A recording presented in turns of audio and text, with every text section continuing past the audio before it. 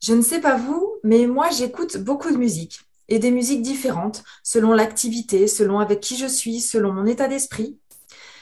Et je crois que finalement on peut tous constater que selon la chanson qui vient à nos oreilles, selon la musique que l'on choisit, que l'on écoute, eh bien cela va influer sur notre état d'esprit, sur notre morale. Alors aujourd'hui, il est question d'aller plus loin et de comprendre à quel point le son, les vibrations, les fréquences ont un impact sur nous subtilement, qu'on en soit conscient ou pas. Et c'est grâce à Alex Michel, un expert sur ce sujet, que nous allons pouvoir découvrir et comprendre mieux ce qu'il en est. Alors, bienvenue sur Calcédoine et restez bien jusqu'à la fin pour découvrir un petit extrait d'une des créations d'Alex Michel. Merci et bonne vidéo.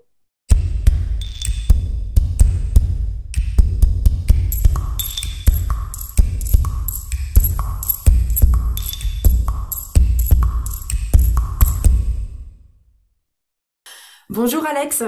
Bonjour Karine. Merci infiniment d'être là sur Calcédoine, puisque donc j'avais très envie de pouvoir aborder cette thématique que sont les fréquences, les sons et les vibrations. Alors évidemment, aujourd'hui, on s'adresse à un expert et on va voir ça ensemble. Il y a effectivement de grandes avancées scientifiques qui montrent aux plus cartésiens d'entre nous certaines choses aujourd'hui, effectivement. Euh, mais il y a aussi tout cet aspect de médecine vibratoire qui est plus subtil et qui donc, à travers ton univers, nous permet de pouvoir capter ce que ça peut moduler, modifier, arranger, améliorer, faire évoluer chez nous. Donc, merci infiniment d'être le créateur que tu es, le créateur donc de Mental Waves, et on va en parler un peu plus largement au fil de cet échange. Merci beaucoup.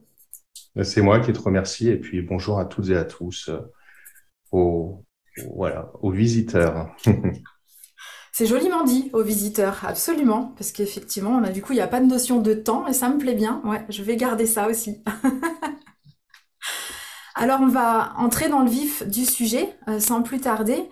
Euh, J'avais lu il y a quelques temps, quelques années même, une expérience qui avait été réalisée dans le métro de Londres où avait été diffusée volontairement, consciemment, une musique baroque en 432 Hz, où avait été constaté donc beaucoup moins d'agression, beaucoup moins de vandalisme. Alors, j'ai trouvé intéressant de commencer sur cette expérience parce que je trouve que c'est très significatif.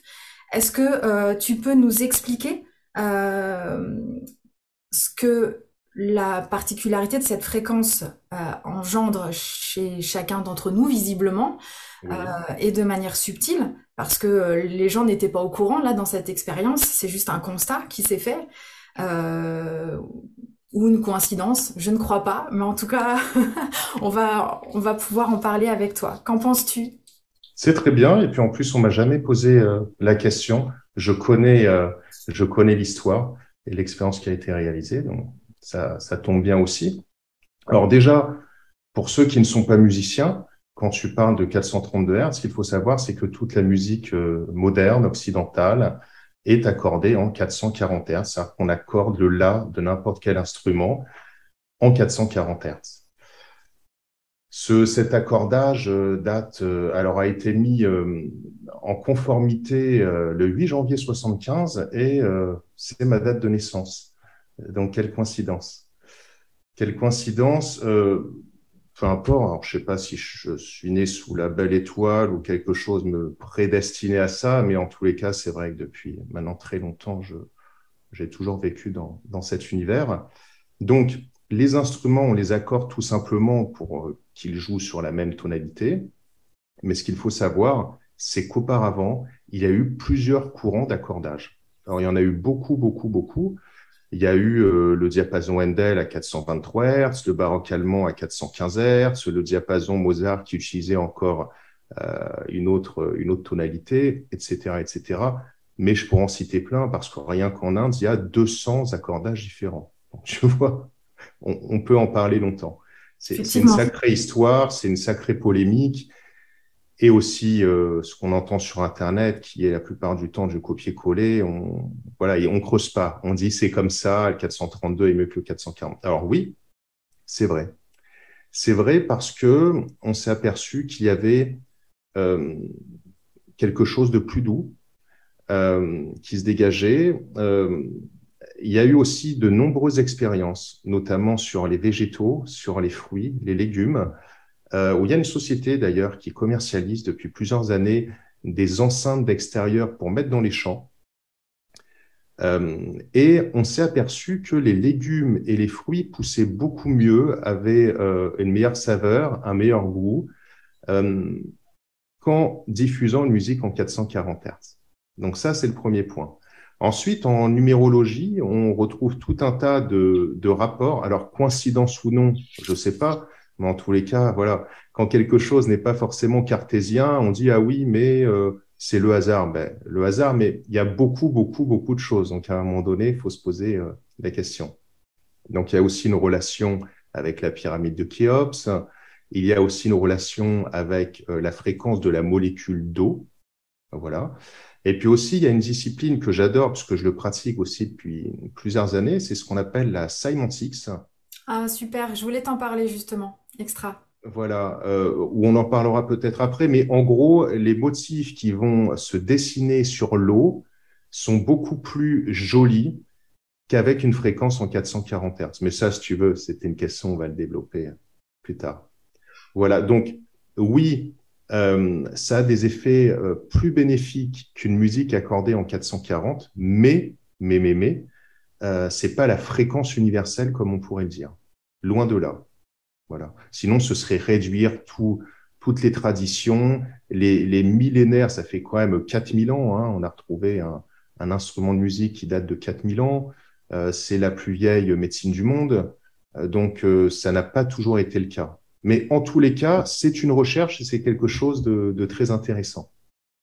C'est même passionnant de se dire que effectivement, selon de la fréquence dans laquelle on s'entoure, parce que en fait c'est ça, c'est une histoire de s'entourer de fréquences finalement, Mhm. que ça induit des états différents et que ça améliore a priori, au vu des résultats, considérablement des effets de santé. Est-ce que tu as justement, j'imagine, de nombreux retours à ce sujet euh, quand quelqu'un choisit une fréquence pour un symptôme, peut-être, qu'on pourrait nommer Oui. ça comme ça, Mhm. un symptôme particulier et les effets bénéfiques que ça produit. Euh, Comment on explique ça? Alors, moi, ma croyance, et pas qu'une croyance, parce que ce qui fait ma spécificité aussi, c'est que je suis chercheur et je me sers de différents outils. Je pourrais t'en montrer un ou deux, et après, bon, c'est autre part, j'ai pas tout là sous la main. Euh, Ma philosophie est la suivante. Ce n'est pas la musique, la mélodie d'une musique qui fait de l'effet, mais c'est la fréquence et l'harmonie de la musique. Je m'explique. L'instrument thérapeutique le plus connu est le bol tibétain et puis le bol de cristal. D'accord? Ça, tout le monde sait ce que c'est qu'un bol tibétain. Donc, on peut ou pas aimer le son du bol tibétain en le frappant ou en le faisant chanter. Moi, personnellement, j'adore et la plupart des gens, généralement, ils adorent ce son.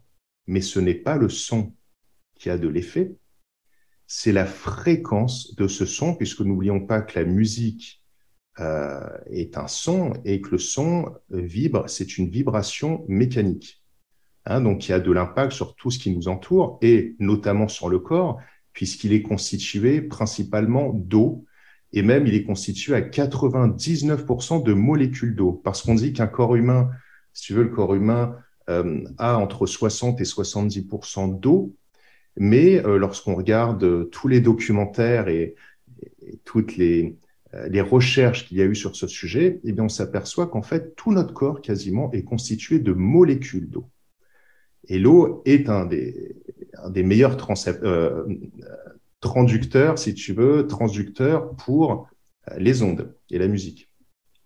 Donc voilà, donc déjà, pour répondre à ta question, ce qui va être important, ce sont les fréquences. Les fréquences.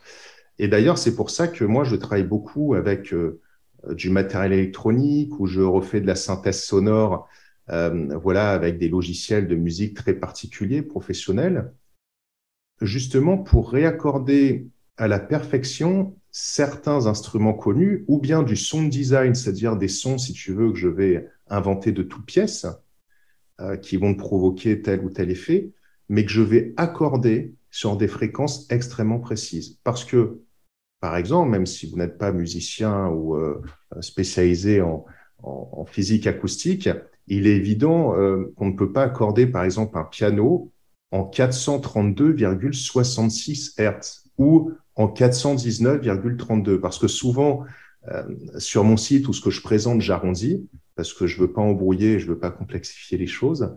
Mais si on se réfère aux traditions avec toutes les études qu'il y a eu, et je parle au niveau des âges et pas seulement au niveau occidental, eh bien, c'est qu'il y a des fréquences précises. Voilà. Comme le tambour chamanique construit dans les règles de l'art, on n'achète surtout pas en France, hein. Enfin, on se fait construire et par des vrais chamans en plus, pas par des gens qui se prétendent.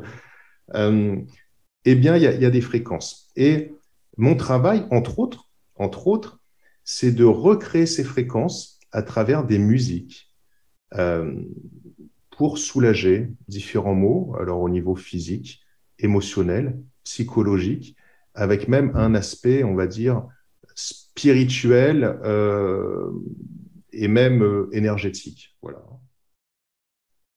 Merci, merci pour ces précisions parce que justement, j'avais cette envie de te poser la question par rapport aux instruments, effectivement, où on voit beaucoup de propositions aujourd'hui avec des bains vibratoires, comme on entend dire, avec des bols dont tu parlais, tambour, gong, etc. Et, euh, et effectivement, je me demandais quel était, à quel endroit on pouvait se placer par rapport aux instruments en vrai, si je puis dire. Oui, oui, oui, Et, je peux le et dire. la musique créée, assistée donc par ordinateur. À quel endroit ça se rejoint? En fait, c'est complémentaire. Alors, ouais, mais en fait, je vais ajouter quelque chose qui déplaît souvent. Les gens, après, sont un peu déçus de l'acquisition de leur bol. Un instrument s'accorde à 20 degrés, d'accord? En dessous ou au-dessus, n'importe quel instrument se désaccorde. D'ailleurs, il y a tout un tas d'études à l'IRCAM, d'accord, qui est l'institut le plus important français, dans les mesures acoustiques notamment. L'article très intéressant. Et un instrument peut se désaccorder parfois de 10 Hertz. Voilà, de 10 Hertz. En dessous, au-dessus, alors il y a la dilatation qui joue, bien sûr, entre autres. Mais un instrument, par exemple, tu as dû le voir, un guitariste réaccorde systématiquement sa guitare. Voilà. Alors, c'est pas forcément parce qu'il a joué avant, hein, ou il y a une semaine. Tu poses une guitare qui était accordée, au bout d'un certain temps, tu es obligé de la réaccorder. Donc, un bol tibétain qui est fait de métaux subit aussi ce désaccordage. Sauf qu'un bol, on ne peut rien faire. On ne peut rien faire. Donc, on va vous vendre dans le commerce. Alors, il y a plusieurs concepts. Un bol qui va travailler tel ou tel chakra. Les bols avec des fréquences particulières. Mais le souci, c'est que si vous le passez au spectrogramme, eh bien, à la grande déception, alors le grand public si tu veux, ne maîtrise pas tout ça. Parce que, voilà, les gens parlent simplement, mais quand on est spécialiste comme moi, qui ne fait que ça depuis très, très, très longtemps, ben, j'arrive à expliquer des choses qui peuvent parfois décevoir par rapport à toute cette industrie, si tu veux, et quelque part ce business. Parce qu'il y en a qui vendent dans leur formation des bols, mais hors de prix, quoi. Quand je vois ça, c'est hallucinogène. Mais ils ne seront pas meilleurs que des bols que tu achèteras, par exemple, 20% moins cher, tu vois. Mais il y aura toujours cette dissonance, ce désaccordage. Alors, je dis pas que ça fait pas du bien. Ce que tu disais, les bains sonores, ça s'appelle la sonothérapie. Après, on leur a donné les bains sonores, ça sont des concepts marketing ou des marques déposées, si tu veux. Mais le vrai terme, c'est la sonothérapie et ça a quand même de l'effet parce qu'il y a un effet de résonance et même si on ne tombe pas pile poil sur la valeur de Hertz précise, ça aura quand même de l'effet. Mais moi, je vais plus loin. Tu vois, c'est quasiment chirurgical. Chirurgical, c'est le mot qui me venait aussi. Voilà. Tu vois, j'ai pris le mot. C'est quasiment chirurgical. Et du coup, du coup, ça m'a déstabilisé Et le oui, oui, terme oui, oui. chirurgical. Non, mais tu vois, ouais. Et puis les vérités que je dis aussi peuvent déstabiliser parce que Mais tellement, mais c'est hyper essentiel. Voilà. Et oui, voilà, je voulais rebondir effectivement sur ce dont tu as commencé à parler tout à l'heure. Alors moi, je le dis pas aussi bien que toi. Moi, je dis cymatique. Alors peut-être que je le dis très très mal. Si, cymatique en français et cymatics Ok. en anglais. Et du coup, donc je voulais rebondir, voilà, sur la cinématique parce que je trouve que quand on voit Ouais. ces images-là, on comprend absolument ce que tu expliquais par rapport à l'eau du corps, à ce que les vibrations font finalement sur nous. Mhm. Ça met en image ce qui se passe à l'intérieur que parfois on a du mal à expliquer. Et du coup, là encore, hein, pour essayer de capter les esprits les plus cartésiens, voilà, de montrer Oui. qu'il y a des images qui existent et que ça s'explique, que c'est pas une vue de l'esprit, mais que voilà, il y a bien des actions concrètes sur le corps grâce aux vibrations et aux fréquences, et encore plus quand elles sont voilà, ciblées de manière chirurgicale, comme on vient de le dire. Ouais, bah, il y a deux choses en fait, rapidement, parce que la cymatique, je peux en parler très très très longtemps, mais rapidement, c'est la science qui rend visible le son. Donc pour les plus cartésiens, comme tu dis, c'est intéressant. Alors ça se fait avec de la poudre, ça se fait avec de l'eau. C'est une discipline qui existe depuis longtemps, hein, mais qu'on a réussi de plus en plus à élucider et où on met des outils de plus en plus précis. Donc, il y a par exemple l'appareil qui s'appelle le Cymascope, où on va diffuser sur une plaque une fréquence particulière. Donc, on va mettre de la poudre. Et selon la fréquence, il va y avoir un dessin, un genre de mandala, un genre de pas un fractal, mais un kaléidoscope. Donc, quelque chose de super symétrique.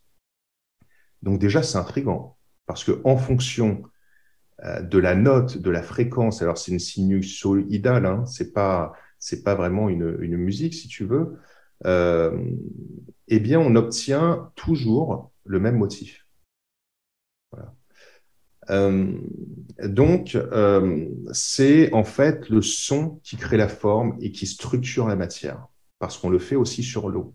Et ça, c'est important. Et d'ailleurs, quand on remonte dans toutes les croyances et tous les peuples, quasiment tous ont cette croyance que c'est le son qui a créé l'univers. Tous. Euh, les hindous, c'est le chant Om, que tout le monde connaît. Les aborigènes pensent que c'est trois chants distincts qui ont créé le monde. Dans l'évangile de Saint Matthieu, dans la Bible, au commencement était le Verbe. Donc, on a dans toutes, hein, enfin, je peux les citer. Donc, et donc, il y a une relation, si tu veux, entre ce son qui crée la forme et on peut l'imager grâce à la cymatics. Et puis, il y a Emoto aussi. Emoto, c'est différent, mais c'est pareil. C'est-à-dire que ce sont des cristaux d'eau. Ils vont avoir une forme différente, alors en fonction des pensées, de tout un tas de choses, mais aussi de la musique à laquelle on le soumet, qui crée des formes différentes. Et d'ailleurs, j'ai un diplôme, une étude de l'Institut Emoto sur mes musiques. Parce que j'ai besoin toujours de rationaliser, si tu veux. Tu vois, c'est pas genre, je vais faire quelque chose, oh, bah, ça marche peut-être, ou les gens y croient, donc ça va marcher. J'ai besoin de rationaliser pour avoir un métier éthique. Et avant tout, ma mission de vie, enfin, pourquoi je fais ça aujourd'hui, c'est parce que je veux aider les autres, tout simplement. Et alors justement, est-ce qu'on peut rentrer dans l'univers du créateur en te demandant justement comment se passe l'intention de départ, à savoir quand tu proposes voilà, des musiques, des outils vidéo, audio, Mhm. euh, avec donc des fréquences bien ciblées et qu'on voit assez peu. Enfin, j'ai l'impression que voilà, c'est quand même très rare. Ben, en fait, non, Karine, malheureusement. Enfin, ça me fait rager, mais pour t'expliquer, non, pour t'expliquer, je pense être le précurseur, voilà. Et depuis une dizaine d'années, on m'a beaucoup copié, voilà. Alors, on copie même tous mes écrits, hein, tous mes écrits. Euh, donc, toutes les fréquences, voilà, que j'explique, si tu veux, les bienfaits, sur quel organe ça agit, sur quel mot euh, émotionnel également. Donc, en fait, il y en a beaucoup. Il y en a beaucoup, mais après, donc, les autres tests, mais à mon avis, hein, ce n'est pas fait vraiment dans les règles de l'art. Voilà. Parce que lorsque je les analyse, parce qu'évidemment, étant un passionné et un spécialiste, je suis ouvert, hein, je suis pas seulement dans mon studio à composer avec mes outils à tester, tu vois, je suis pas lobotomisé par le truc, donc j'expérimente d'autres choses, je regarde. Et encore une fois, c'est toujours du copier-coller sur Internet. Mais c'est hallucinant et c'est ce que je dis lorsque je rencontre des clients ou voilà, des gens du métier. Ils sont tous d'accord pour le dire, c'est qu'il y a une bêtise et c'est copier, copier, copier, copier, copier, copier à l'infini. Donc voilà, alors comment je fais? C'était ta question initiale, c'est ça? Comment Oui, je fais? C'est des années de pratique, tu sais. Moi, déjà, je suis né dans une famille de mélomanes.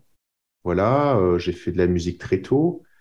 J'ai travaillé dans le plus grand groupe de presse qui édite 50% des mensuels dédiés à la musique.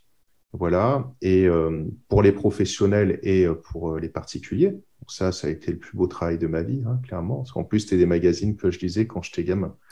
J'ai travaillé dans ce groupe de presse. J'ai fait aussi de l'illustration sonore il y a pas mal d'années. Je composais pour Philips, pour Le Bon Marché, pour tout un tas de marques où je faisais du sur-mesure, ce qu'on appelle de l'identité sonore de marque. Voilà. Et la musique à but thérapeutique, ça a été pour moi quelque chose que j'ai étudié très rapidement. J'ai lu énormément de livres. Alors, pas en France, parce que malheureusement, on ne trouve pas beaucoup de choses en France. Alors, c'est vrai qu'il y a Fabien Maman et Emmanuel Comte, principalement, pour ne pas les citer. Ça ne veut pas dire que je partage leurs idées, mais j'en partage pas mal. Voilà, hein. Ça ne veut pas dire que c'est... Moi, je suis un peu un ovni dans tout ça, tu vois. Je suis un peu un ovni. Donc, c'est pas la littérature française. Je me suis formé à la psychoacoustique, à la neuroacoustique. C'est peut-être du charabia pour toi, la bioacoustique. En gros, la neuroacoustique, c'est l'impact du son sur les ondes cérébrales, sur le cerveau. Voilà. La bioacoustique, c'est l'impact du son sur la nature. Euh, et la psychoacoustique, c'est sur toute la partie émotionnelle. Tu vois, donc c'est des disciplines très pointues parce que tu parles des fréquences sacrées. Après, je sais pas, c'était une autre question que tu voulais me poser, mais j'ai une autre spécificité aussi, c'est d'agir sur les états de conscience de la personne à travers un autre principe. Tu vois. Voilà. Mais là, peut-être que je m'arrête parce que moi, je peux pas répondre très longtemps. Un jour, j'avais fait une table ronde tout seul en plus, et on a dû me dire d'arrêter parce que ça faisait trop longtemps que je parlais. Mais ça montre au moins que tu es passionné et que tu maîtrises ton sujet très largement et voilà, dans plusieurs axes en plus. Mhm. Et scientifiquement également, ce qui est très important, hein, voilà, ça fait partie de cette société et où il faut effectivement avoir preuve à l'appui, comme on dit. Et c'est le cas ici. Alors, Euh, j'arrive pas non plus à tout expliquer, hein. Il y a une partie d'irrationnel, et ça fait aussi.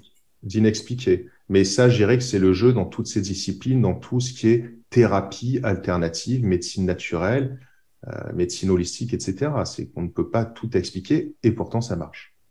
Et pourtant, ça marche, absolument. Et du coup, je t'ai entendu parler, voilà, des fréquences sacrées juste à l'instant. On verra, puisque tu m'y as autorisé, et grand merci pour ça, on verra un extrait d'une des vidéos de fréquences sacrées, Mhm. justement. Est-ce que tu peux aussi nous expliquer, moi, ce que j'aime comprendre, voilà, aussi la cohérence de l'humain qui crée, voilà, ce que tu nous proposes.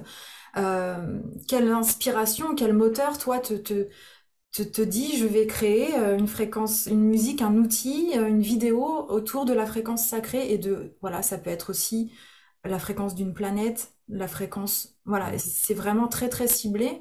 Euh, à quel moment tu te dis, d'où vient l'inspiration, quoi, clairement? Alors déjà, je me base toujours sur des faits, c'est-à-dire que je n'ai jamais rien inventé, parce que ce serait prétentieux de ma part de dire que j'invente les choses, enfin bon, il y a quand même du vécu hein, dans le son, on les a toujours utilisés, que ce soit les chamans, les derviches tourneurs, les sorciers, les aborigènes, ce serait prétentieux de ma part. Tu parlais justement des fréquences des planètes, sur qui je me suis basé sur Hans Cousteau, voilà, tout simplement, qui est un scientifique, un physicien, qui a beaucoup écrit sur le sujet et qui a identifié les fréquences des planètes.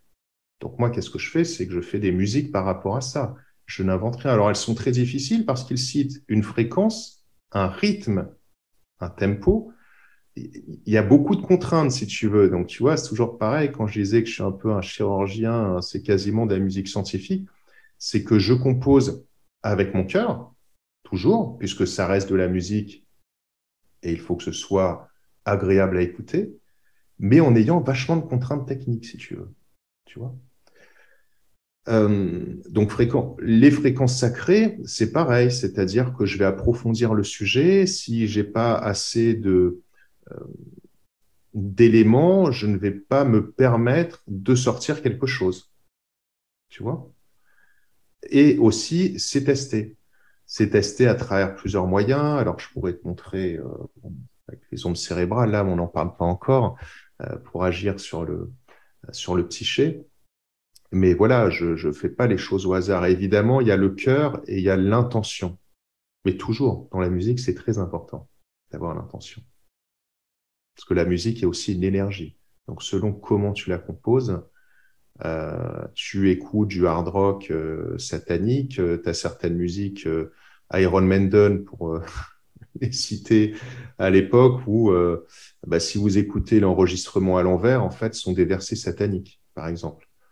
Certains de leurs titres, oui, c'est facilement retrouvable hein, comme information. Donc, vous pouvez imaginer qu'une musique comme ça, l'intention alliée, enfin, elle est pas très top, quoi. C'est incroyable d'ailleurs d'imaginer, enfin on constate hein, forcément la puissance déjà simplement d'une musique dans le quotidien de chacun, ça va déjà nous changer notre humeur. Mhm. Donc rien que cette subtilité-là, on peut tous, chacun le constater dans nos quotidiens et à quel point du coup ça va loin finalement quand on a conscience des fréquences, quand elles sont choisies. Du coup, quels sont les domaines si tu peux nous en détailler quelques-uns ici, sur lesquels tu cibles les améliorations, les symptômes, etc. Les gens viennent chercher quoi quand ils Alors, vont? les gens viennent, c'est un peu peut-être magique ce que je vais vous dire, ou ça semble irréel, mais à travers moi, les outils que je propose, hein, avec la musique, ça peut être des sons aussi, eh bien, on peut agir sur n'importe quoi. N'importe quel mot, donc encore physique, émotionnel, psychologique, énergétique, pour les chakras, par exemple, hein, par rapport à tout et n'importe quoi, puisque chaque organe a une fréquence. Tu sais, un petit peu, ce que je dis toujours, c'est tel un piano, le corps a besoin de sonner juste pour être en harmonie. Donc, lorsqu'on a une fatigue, un symptôme, une maladie, eh bien, il y a quelque chose qui s'est désaccordé. Et le fait d'écouter la bonne fréquence va soulager et on va améliorer les choses. Alors, je dis pas que c'est de la magie, attention, j'aurais pas cette prétention, je suis pas médecin. Pour quelque chose de grave, allez consulter un médecin généraliste qui vous orientera. La France était très cadrée par rapport à ça.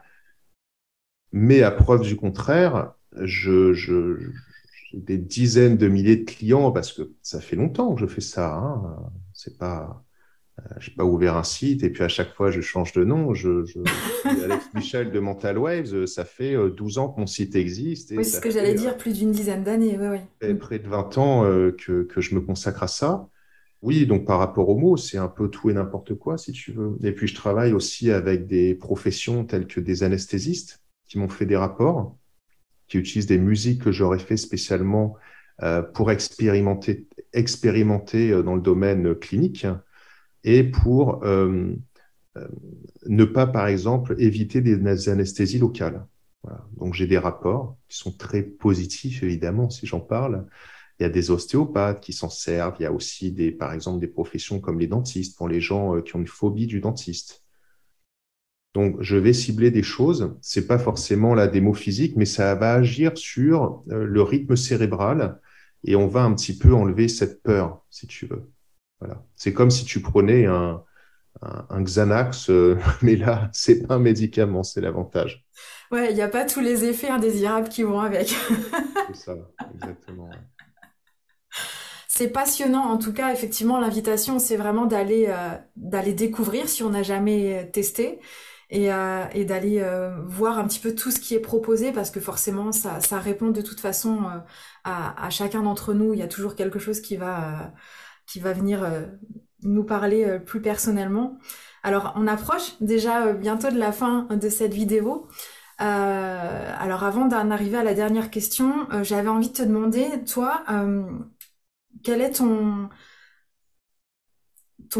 approche de la spiritualité? Parce que on en a parlé, il y a aussi cette dynamique-là, c'est quelque chose qui est en dessous, qui maintient l'ensemble d'ailleurs, peut-être, pourquoi pas. Mhm. Euh, quel est ton... Mon approche, mon ressenti, ma Voilà, philosophie. exactement. Ouais.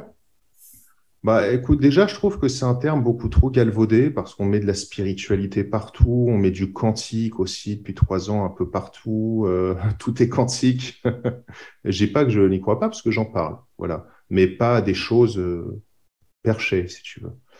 Je me sers pas de ça en outil marketing comme font trop de personnes, malheureusement. Excuse-moi, j'en reviens à ça, mais parce que ça me dégoûte en fait, tu vois.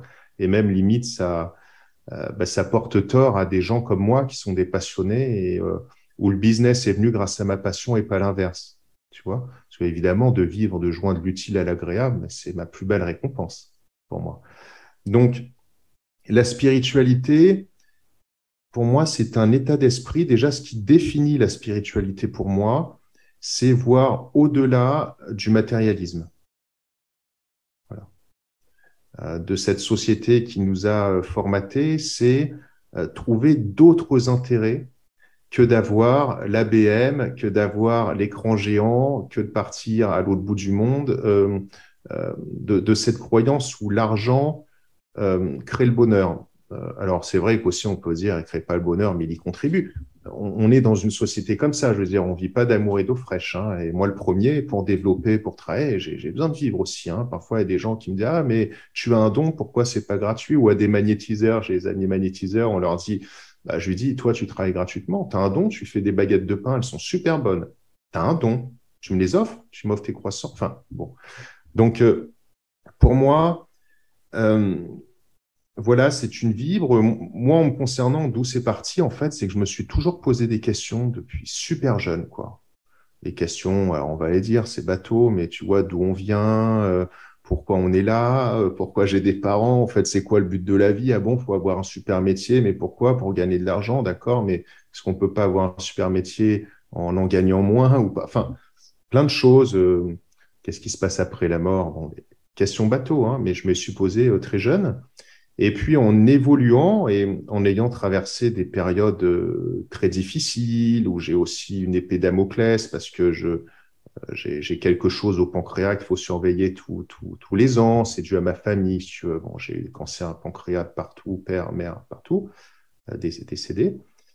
Euh, et toujours, mais j'ai remarqué les gens dans la spiritualité ou certaines belles personnes que j'admire avec qui je travaille et qui sont devenus experts dans des domaines un peu comme ça, c'est souvent des gens qui ont eu un malheur dans la vie. Voilà. Parce que tant que tout va bien, t'en as plein, par exemple, qui se posent des questions sur la vie après la mort lorsqu'ils ont perdu une personne chère. Avant ça, je m'en pose pas, ça m'arrive pas. Mais tu vois, quand ta mère ou ton père partent, tu as besoin d'être assuré. Bien sûr, c'est pas un refuge, mais il faut avoir aussi cette ouverture d'esprit. Pour moi, c'est de la spiritualité, par exemple, tu vois, d'aller au-delà, de creuser. Donc, c'est de s'intéresser à d'autres valeurs que la société nous impose aujourd'hui, le matérialisme principalement. Après, l'énergétique, tu vois, on met trop ça dans le même sac, quoi. Même limite des disciplines dans l'ésotérisme, c'est de la spiritualité. Non, pour moi, c'est pas de la spiritualité. C'est de l'ouverture d'esprit, c'est d'aller dans d'autres horizons que la médecine conventionnelle, chimique, où voilà, en France, on aime bien de faire gober des médicaments. Après, il y a un trou dans la sécu en plus. Mais bon, ils adorent ça, hein, les médecins. T'as n'importe quoi, on te file un. Bon. Mais non, la spiritualité, c'est cette dimension de voir au-delà aussi de l'aspect charnel, de comprendre aussi ce qu'est l'âme. Euh, voilà, il n'y a pas que le côté esthétique d'une personne, il y a pas, voilà, parce qu'il a une belle... Il y a d'autres choses. Il y a d'autres choses. Donc, pour moi, c'est ça la spiritualité.